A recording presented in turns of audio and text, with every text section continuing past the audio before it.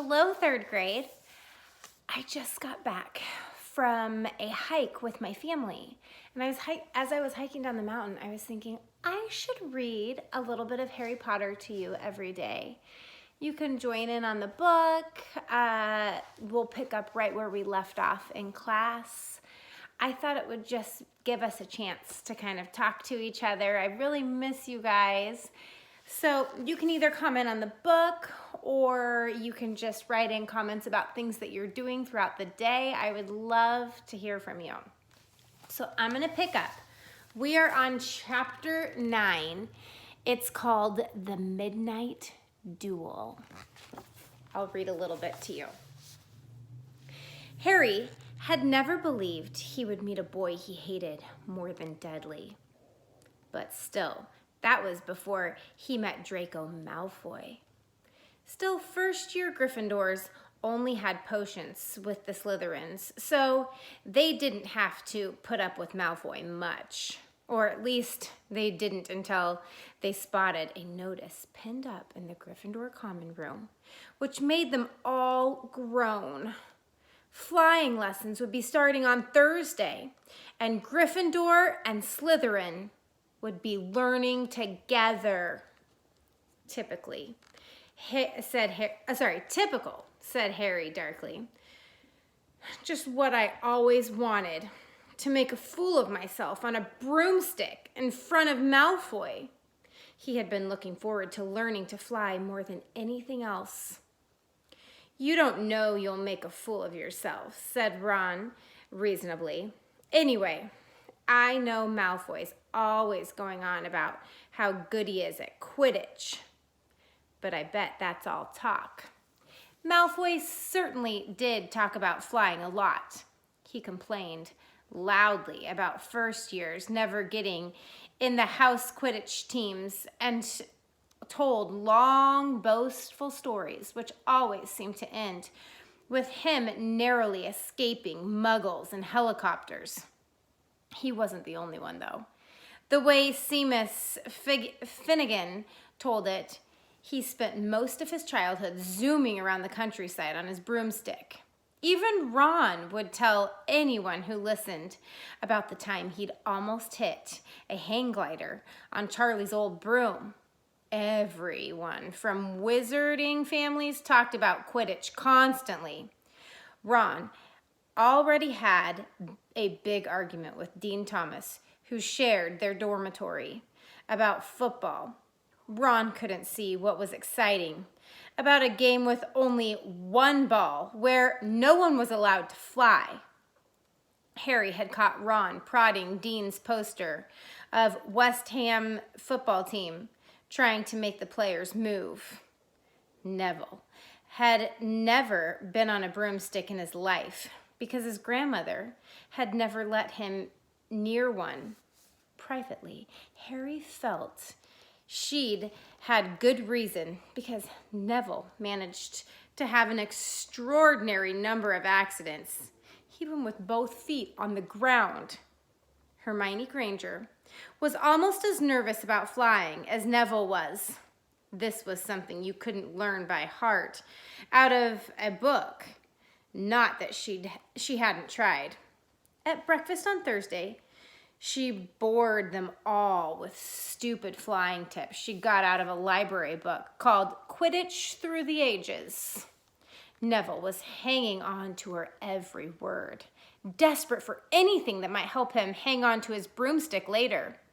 But everyone else was very pleased when Hermione's lecture was interrupted by the arrival of the post. Harry hadn't a single letter since Hagrid's note, something that Malfoy had been quick to notice, of course. Malfoy's eagle owl was always bringing him packages of sweets from home, which he opened gloatingly at the Slytherin table. A barn owl brought Neville a small package from his grandmother. He opened it excitedly and showed them a glass ball the size of a small marble, which seemed to be full of white smoke. It's a remembrall, he explained. Gran knows I forget things. This tells you if there's something you've forgotten to do. Look, you hold it tight like this, and if it turns red, oh, his face fell because the Remember-All had suddenly glowed scarlet. You've forgotten something. Neville was trying to remember what he'd forgotten when Draco Malfoy, who was passing the Gryffindor table, snatched the Remember-All out of his hand. Harry and Ron jumped to their feet. They were half hoping for a reason to fight Malfoy. But Professor McGonagall, who could spot trouble quicker than any teacher in the school, was there in a flash. What's going on? Malfoy's got my Remember-All, Professor, scowling. Malfoy quickly dropped the Remember-All back on the table. Just looking, he said as he sloped away with Crabbe and Goyle behind him. At 3:30 that afternoon, Harry, Ron, and the other Gryffindors hurried down the front steps onto the grounds for their first flying lesson.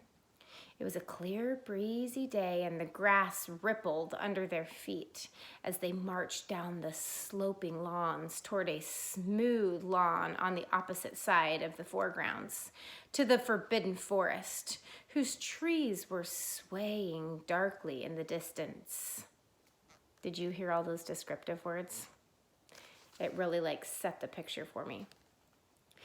The Slytherins were already there, and so were 20 broomsticks lying in neat lines on the ground. Harry had heard Fred and George Weasley complain about the school brooms, saying that some of them started to vibrate if you flew too high, or always flew slightly to the left. Their teacher, Madame Hooch, arrived.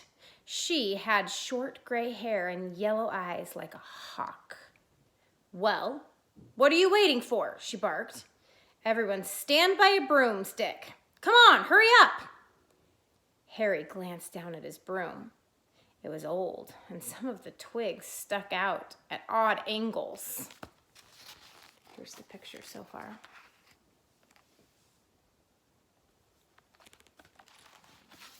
Stick out your right hand over your broom, called Madame Hooch at the front, and say up. So they're kind of holding it out like this, and they're supposed to say up. And I think the broom is supposed to rise up into their hand. Up, everyone shouted. Harry's broom jumped into his hand at once, but it was one of the few that did. Hermione Granger had simply rolled over on the ground, and Neville's hadn't moved at all. Perhaps brooms, like horses, could tell when you were afraid, thought Harry. There was a quaver in Neville's voice that said only too clearly that he wanted to keep his feet on the ground. Madame Hooch then showed them how to mount their brooms without sliding off the end, and walked up and down the rows, correcting their grip. Harry and Ron were delighted when she told Malfoy he'd been doing it wrong for years. Now, when I blow my whistle, you kick off from the ground hard, said Madame Hooch. Keep your brooms steady. Rise a few feet and then come straight back down by leaning forward slightly. On my whistle, 3, 2, but Neville, nervous and jumpy and frightened of being left on the ground, pushed off hard before the whistle had touched Madame Hooch's lips. Come back, boy, she shouted. But Neville was rising straight up like a cork shot out of a bottle. 12 feet, 20 feet. Harry saw his scared white face look down at the ground, falling away. Saw him gasp, slip sideways off the broom, and wham! A thud, then a nasty crack, and Neville lay face down on the grass in a heap. His broomstick was still rising higher and higher and started to drift lazily towards the Forbidden Forest and out of sight. Madam Hooch was bending over Neville, her face as white as his. Broken wrist, Harry heard her mutter. Come on, boy. It's all right. Up you get. She turned to the rest of the class. None of you is to move while I take this boy to the hospital wing. You leave those brooms where you are, or you'll be out of Hogwarts before you can say Quidditch. Come on, dear.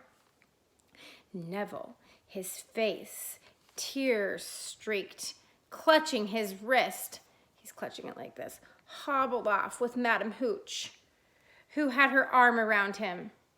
No sooner were they out of earshot than Malfoy burst into laughter. Did you see his face? The great lump.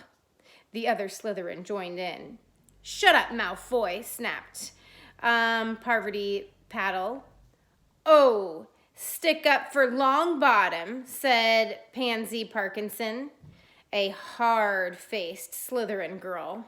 Never thought you'd like fat little crybabies, Parvati. Look, said Malfoy, darting forward and snatching something out of the grass. It's that stupid thing Longbottom's Gran sent him. The Remembrall. The Remembrall glittered in the sun as he held it up. I'm going to stop us right there. I'm going to put my little bookmark, and tomorrow I will pick up right where I left off. I hope you guys are having a great time with your family at home. I really miss you. I've posted on Dojo and on our classroom webpage about different types of learning that you can do at home. Please write me on Dojo. I would love to hear from you. Bye.